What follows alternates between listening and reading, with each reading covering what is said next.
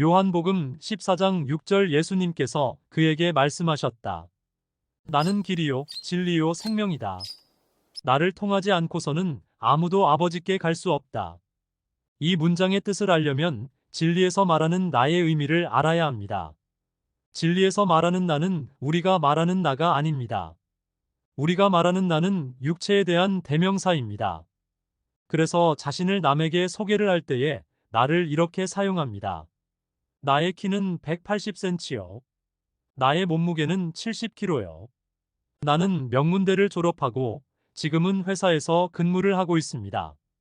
우리가 사용하는 나는 육체에 대한 대명사의 의미로 사용이 되고 있습니다. 그러나 예수님이 사용하는 나의 의미는 다릅니다. 예수님이 말하는 나는 육체를 말하는 것이 아니고 육체 안에 있는 영원한 생명을 두고 하는 말입니다. 비유를 보겠습니다. 여기 나무 인형이 있습니다. 나무 인형이 움직이는 것은 뒤에서 누군가 조종을 하고 있기 때문입니다. 일반적인 사람은 나무 인형이 움직이니 나무 인형을 두고 나라고 말하는 것이고, 진리로 거듭난 사람은 나무 인형을 움직이게 뒤에서 조종을 하는 영을 나라고 하는 것입니다. 쉽게 말하면 육체가 움직이니 일반 사람들은 움직이는 육체를 나라고 알고 있는 것이고, 진리를 아는 사람은 육체를 움직이게 하는 영원한 생명인 영을 나라고 하는 것입니다. 둘 다 같은 나를 사용하지만 그 뜻은 전혀 다릅니다. 진리를 모르는 사람이 말하는 나는 숨이 넘어가서 썩어 없어질 육체를 나라고 말하는 것이요. 진리를 아는 사람은 영원히 살아있는 생명인 영을 나라고 하는 것입니다. 예수라는 이름은 마리아가 낳아준 육체에 대한 이름입니다. 불교에서도 보면 부처님이 깨닫기 전 육체에 붙은 이름은 시타르타입니다. 시타르타가 진리를 깨닫고 나서는 이렇게 부릅니다. 열애 응공 정변지 명행족 선서 세간의 무상사 조어장부 천인사 불세존 10가지 이름이라고 해서 부처님의 10대 명호라고 호칭을 합니다. 예수님도 진리를 깨닫기 전에는 육체에 대한 이름을 예수라고 하였지만 진리로 거듭난 후에는 그리스도라고 부릅니다. 단순한 이름의 변경 같지만 그 차이는 엄청 큽니다. 예수라는 이름은 육체에 붙은 이름이라서 시간이 지나면 변하게 됩니다. 변하기 때문에 아기 예수에서 청년 예수 이렇게 하다가 육체는 늙어서 죽게 되고 죽은 후에는 썩어서 없어지는 것입니다. 그러나 영원한 생명의 영이 되신 그리스도는 죽음이 없기에 영원히 살아계십니다. 영원한 생명이 아닌 육체는 어떻게 되어 있을까요? 오늘 우리의 육체에 대하여 알아보겠습니다. 육체는 여러 가지의 물질로 이루어진 것입니다. 여러 가지 물질로 이루어져 있기에 육체에는 진정한 내 것이란 없습니다. 우리 육체를 이루고 있는 구성 물질 중에서 70%를 차지하고 있는 것은 물입니다.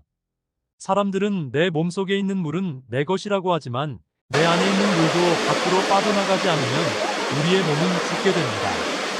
또한 밖에 있는 물이 몸 안으로 들어오지 않아도 우리는 죽습니다. 그래서 우리는 물을 마시고 소변이나 땀으로 물을 밖으로 배출을 하는 것입니다. 물이 밖으로 나가지 못하도록 땀구멍을 다 막아버리고 소변을 보지 못하도록 막아버린다면 우리의 몸은 죽게 됩니다. 물은 내 것이 아니기에 항상 순환을 해야 합니다.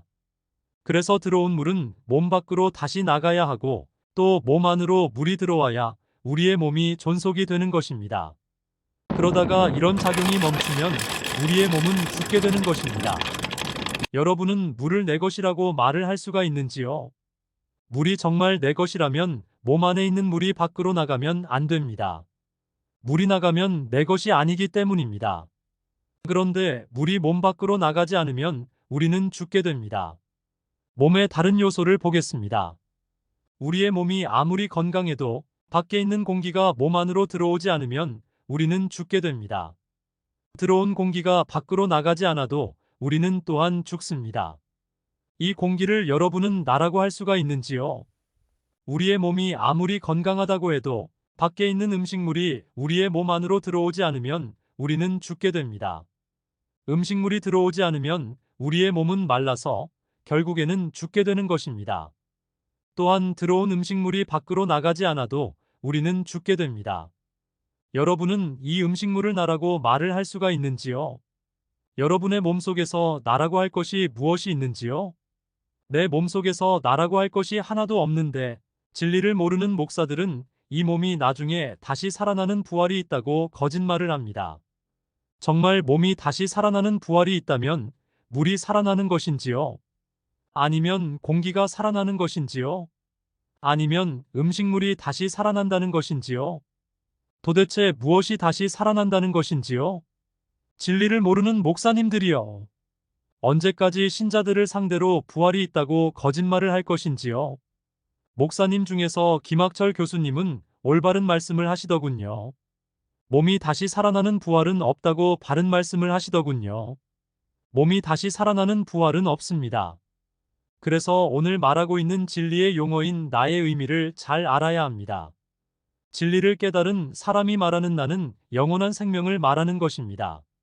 진리를 깨달은 후에 영원한 생명을 나 아닌 다른 말로 사용을 하면 되는데 언어에는 그런 명칭이 없습니다. 그래서 할 수 없이 나라는 명칭을 사용하게 되니 진리를 모르는 사람들의 눈에는 예수님이 말하는 나가 육체를 두고 하는 말인 줄 착각을 하여 진리의 말씀을 알아듣지 못하는 것입니다. 부처님에 대한 명칭이 10가지가 있듯이 진리를 깨달은 예수님도 영원한 생명인 나를 다른 말로도 사용을 합니다. 그 명칭이 길, 생명, 진리 아버지, 천국, 왕국, 홀로, 독생, 신랑, 온전한 마음, 갓난 아이, 마르지 않는 샘물 등등으로 사용을 합니다. 그래서 예수님이 진리를 깨달은 후에 영원한 생명인 나를 두고 이렇게 말씀을 하십니다. 나는 길이요. 나는 진리요. 나는 생명이다. 이 나를 통하지 않고서는 아무도 아버지께 갈 수 없다.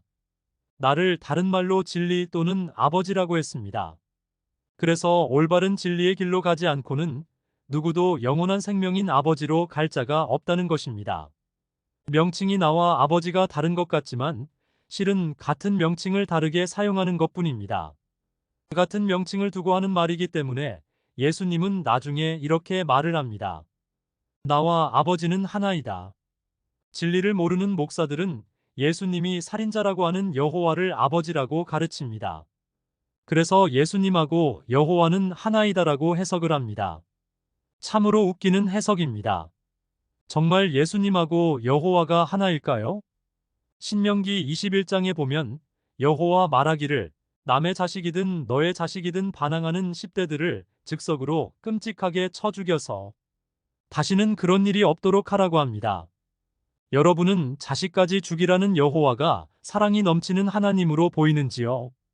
또 에스겔 9장을 보면 여호와는 무기를 갖고 나와서 남녀, 노소, 어린이, 임산부를 불쌍히 여기지 말고 다 죽이라고 합니다. 예수님은 뭐라고 하셨나요? 내 이웃을 사랑하고 내 형제를 사랑하고 원수도 사랑하라고 하였습니다. 여러분이 보기에 사람을 다 죽이라는 여호와하고 모두를 다 사랑하라는 예수님하고 같다고 보시는지요? 진리가 뭔지 모르는 목사들은 진리의 말을 알아들을 수가 없습니다. 알아들을 수가 없으니 저런 이상한 해석으로 살인자인 여호와하고 예수님하고 같다는 어처구니 없는 말을 하게 되는 것입니다. 여러분 주위에 혹시 여호와 살인자를 하나님이라고 하는 목사가 있다면 이런 분은 아직 진리가 뭔지 모르는 분임을 아셔야 합니다. 그런 곳에 계속 다닐 것인지 말 것은 여러분이 알아서 하시면 됩니다. 다만 여호와를 하나님이라고 하는 분은 아직 진리가 뭔지 모르는 분이 틀림없다는 것을 아시면 됩니다. 성경에서 가장 중요한 용어가 바로 나입니다. 이 나의 의미를 모르면 진리의 말씀을 알아들을 수가 없습니다. 이가 그렇게 중하니 나의 뜻을 꼭 알아놓으시기 바랍니다. 이것만 알아도 성경을 해석하는데 큰 도움이 될 것입니다. 항상 의문이 있으면 물으시기 바랍니다.